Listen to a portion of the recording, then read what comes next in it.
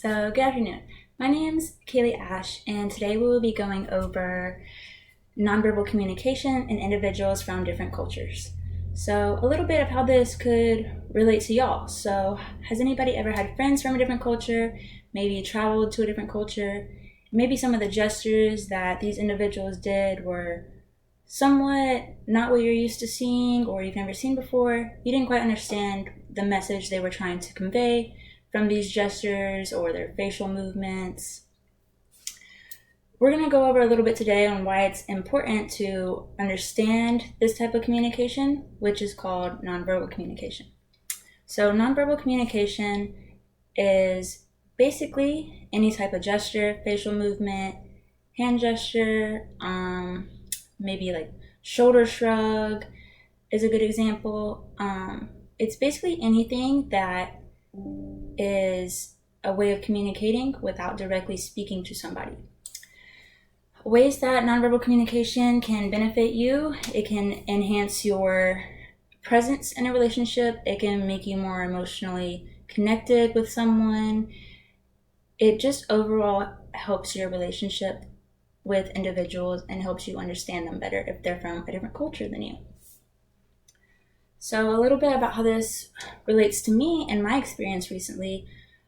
About 2 weeks ago, I got back from Japan because I was deployed there for 6 months. So while I spent time there, I learned a little bit about how the people of Okinawa, Japan, convey certain messages.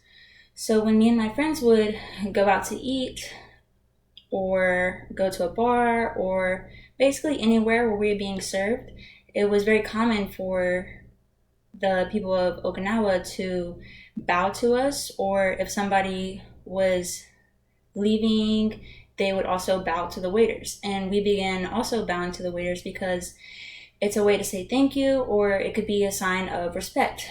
And most people don't really do that here in America. So if you've never seen it before, it can be kind of confusing. Another good example of nonverbal communication in Japan was when me and my friends would go to certain bars.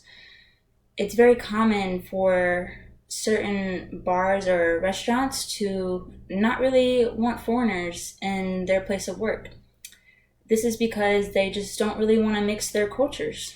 And that's okay, because as long as we are respectful and understanding of that, then it's all good.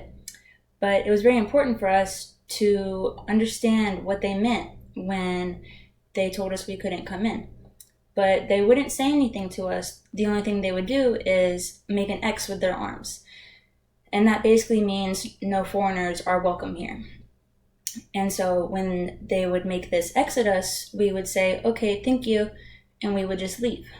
It was very important for us to understand that so we could respect them and not intrude on them. Another example of nonverbal communication in Japan was not making direct eye contact. So direct eye contact can come off as very disrespectful, very intimidating. It's best if you use indirect eye contact to make yourself not intimidating. But with that being said, that is why nonverbal communication is very important, especially in my instance, because I'm able to respect their culture and respect their communication style. So it is also very important for all of you to look into nonverbal communication of different cultures and the way different individuals communicate, because you never know when you might come across somebody who is trying to communicate to you.